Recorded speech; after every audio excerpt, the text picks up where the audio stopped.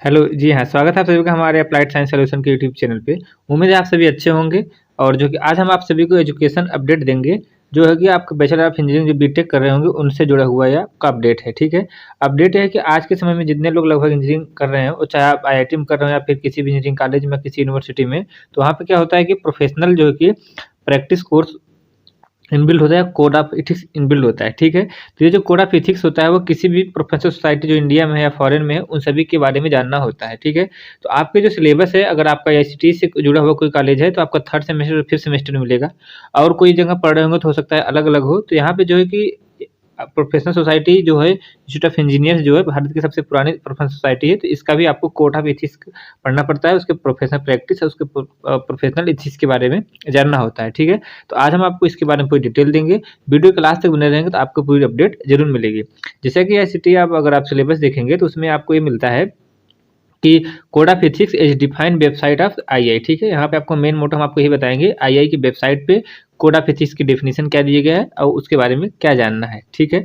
Second अगर आप पढ़ेंगे तो उसमें दिया हुआ है professional practice, respected role of various stake holder, मतलब जो प्रोफेशनल सोसाइटी है, जैसे कई हैं, तो आपको जैसे इंडियन रोड कांग्रेस है, इंडियन इंस्टीट्यूट ऑफ इंजीनियर्स है, इंडियन इंस्टीट्यूट ऑफ आर्किटेक्चर है, तो इन सभी के बारे में आपको क्या है, उसके रोल और प्रैक्टिस के बारे में जानना जरूरी है, ठीक है? तो यहाँ मोटो मेरा बताने का आज से मतलब है इंस्टीट्यूट ऑफ इंजीनियर्स की professional practice code of ethics क्या है उसके बारे में जानने का है, ठीक है? तो उम्मीद है आप ये पूरी समरी लगभग समझ चुके होंगे। अब आपको बताते हैं जो है कि सभी जो है कि यूजी डिग्री होता है जो भारत की engineering degree, bachelor of engineering की, उन सभी में ये इनबिल्टेड है, कोई भी हो, किसी भी ब्रांच से जुड़े हुए हों, ठीक है? तो ये उसका सब एक यूनिट है, एचएसएमसी उस यूनिट के अंतर्गत आती है। तो उम्मीद है पूरी डिटेल आपको समझ में आएगी। जैसे कोई भी ब्रांच अगर फर्स्ट ईयर में एडमिशन लेते हैं तो हर ब्रांच की इंट्रोडक्शन होता है, जैसे इंट्रोडक्शन ऑफ सिविल या कोई चीज़ होता है, इंट्रोडक्शन मैकेनिकल, मतलब हर ब्रांचों की क्या थोड़ी समरी दी होती है, तो उसमें भी इस चीज़ के बारे में जानना है। और दिया हुआ रेफरेंस के रूप में आप आईआई की site the institutions of engineers को ओपन करके आप पढ़ सकते हैं, ठीक है? उस पे क्या प्रोफेशनल प्रैक्टिस उसके बारे में जानने का है। तो आज मेरा मोटो यही बताने का है।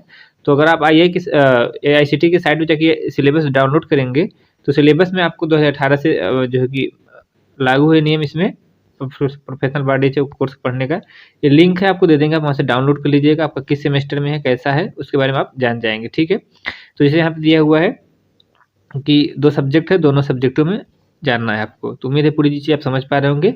Introduction of civil third semester में होता है, और जो professional practice and law ethics है वो आपका फिफ्थ सेमेस्टर में होता है, ठीक है? 2-2 क्रेडिट का लगभग क्या है प्रोग्राम होता है। ओके, तो उम्मीद है सारी चीज़ें आप समझ पा रहे होंगे। आगे चलते हैं, आपको बताते हैं इसके बारे में। आपको क्रेडिट सेमेस्टर वाइज सारी चीज़ें डिटेल बता दिए, और जो कि सिलेबस है, ठीक है? जो हम आपको पहले ही आपको इंट्रोडक्शन समरी ग्रुप में बता दिए थे, और जो है कि सारी डिटेल्स हैं। तो हालाँकि प्रोफेशनल सोसाइटी कई होती हैं, जैसे कि इंजीनियरिंग कांग्रेस ऑफ इंडिया करके है, लोकल बॉडीज़ भी हो सकती है, काउंसिल ऑफ आर्किटेक्चर होता है, इंडियन इंस्टीट्यूट ऑफ आर्किटेक्चर हो सकता है, इंडियन रोड कांग्रेस हो सकता है, बीआईएस हो सकता है। इस तरीके से आपके कई हैं, ठीक है? तो सारी डिटेल आपको पूरे समझ में आएगी। आप बने रहिए, आपको बताते हैं, ठीक है? चलिए नेक्स्ट चलते हैं, जो अब आके उसमें दिया हुआ वेबसाइट ऑफ द आईआई। तो आईआई की जो वेबसाइट है ऑफिशियली क्या है, iai.org है। आप इस पे क्लिक करेंगे तो रिडायरेक्ट होके एक पूरा कंप्लीट वेबसाइट खुलती है, ठीक है? इस वेबसाइट का सबसे लास्ट में आएँगे तो यहाँ पे देखेंगे कोड ऑफ एथिक्स दिया हुआ है, कोड ऑफ एथिक्स दिया है। इसी के बारे में आपको जानना है, ज़्यादा नहीं 3 पेज है। इन 3 पेज को आप उस पे क्लिक करेंगे तो आपको इस तरीके से ओपन होगा, ठीक है? मोबाइल वर्ज़न और कंप्यूटर वर्ज़न थोड़ा अलग-अलग व्यू दिखता है इसका, इसलिए मैंने आपको इस तरीके से स्क्रीनशॉट करके दिखाने की कोशिश की है। तो आप यहाँ पे पूरी चीज़ों को नोट डाउन कर सकते हैं, ठीक है? ये क्यों होता है, ठीक है? तो चीज़ें आपको समझ में आ जाएँगी। तो द इंस्टीट्यूट ऑफ इंजीनियर्स का है, ये अभी रिवाइज़ हुआ है बहुत पहले 1954 में, 44 में और 1997 में, अब 2004 में रिवाइज़ हुआ है टाइम टू टाइम, ठीक है? तो इस इंस्टीट्यूट ऐसे होते हैं जो आपको प्रैक्टिस कोर्स प्रैक्टिसाइजिंग इंजीनियर के तौर पे कोड ऑफ एथिक्स होती हैं कि आपको कैसे रहना चाहिए, क्या करना चाहिए, आपको वर्क एक्टिविटी किस अनस्टिच करना है, कैसे जस्टिस होना चाहिए, ये सारी चीज़ों का आपको लगभग 3 पेज का दिया हुआ है, ठीक है? तो इसे आप नोट कर लीजिए, नोट डाउन कर लीजिए, आपको नीचे डिटेल दे देंगे वहाँ से, और आपके क्वेश्चंस क्या पूछते हैं उससे जुड़ा हुआ आप मिला सकते हैं। The tenet of the code of ethics क्या होता है, हर फील्ड का एथिक्स होता है, चाहे वो एडमिनिस्ट्रेशन हो, इंजीनियरिंग हो या कोई भी हो। तो यहाँ पे क्या है, आपको इंजीनियरिंग फील्ड का कोड ऑफ एथिक्स बताएँगे, ठीक है? तो ये सारी चीज़ें उम्मीद है आप समझ पा रहे होंगे। इस चीज़ को आप नोट कर लीजिए, क्या समझ में आता है। और बैचलर इंजीनियरिंग लेने के बाद बहुत लोग प्रैक्टिसाइजिंग इंजीनियर के तौर पे मेंबर बनते हैं अलग-अलग प्रोफेशनल सोसाइटी के, तो उसमें यही सारी चीज़ें सिखाई जाती हैं, आपको नई न्यू टेक्नोलॉजी न्यू अपडेट होते हैं। तो टोटल ये 3 पेज का है। सारे सेक्शन में, इसे आप नोट कर लीजिएगा।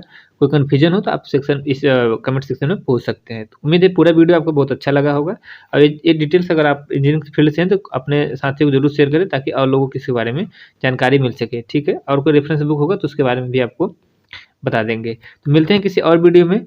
तो उम्मीद है सारी चीज़ आप समझ गए होंगे। और इंट्रोडक्शन के तौर पे मैं आपको बता दूं, जो एआईसीटीई और द इंस्टीट्यूट ऑफ इंजीनियर्स है, दोनों के बारे में आपको बता देते हैं कि ये क्या देश की टेक्निकल एडवाइजरी एजुकेशन है। टेक्निकल एजुकेशन पे एडवाइस देती है, चाहे वो प्राइवेट सेक्टर हो या फिर यूनिवर्सिटी लेवल पे या आईआईटी लेवल, हर लेवल पे इसका क्या डायरेक्टली या इनडायरेक्टली लेवल पे रहता है। कोई फॉरेन टेक्निकल एजुकेशन का कोलैबोरेशन होगा उसमें भी इसका हाथ रहता है, डायरेक्टली हो या इनडायरेक्टली हो, ठीक है। उसी तरीके से क्या है, एक इंडिपेंडेंट बॉडी है जो है कि अभी कई स्तरों पे वर्ल्ड लेवल से लेकर के आपका इंटरनेशनल प्रोफेशनल इंजीनियर सर्टिफिकेशन से लेकर के आपके चार्टर्ड इंजीनियर सर्टिफिकेशन या प्रैक्टिसाइज इंजीनियर सर्टिफिकेशन की डिग्री देती है, लेकिन इंडिपेंडेंट है, एक गवर्नमेंट की है, ठीक है। तो उम्मीद है सारी चीज़ें आप समझ पा रहे होंगे। कोई सस्पेंस हो कमेंट सेक्शन में पूछेंगे तभी समझ में आ पाएगा कि आगे आप क्या जानना चाह रहे हैं। मिलते हैं किसी और वीडियो में, तब तक के लिए जय हिंद, जय भारत।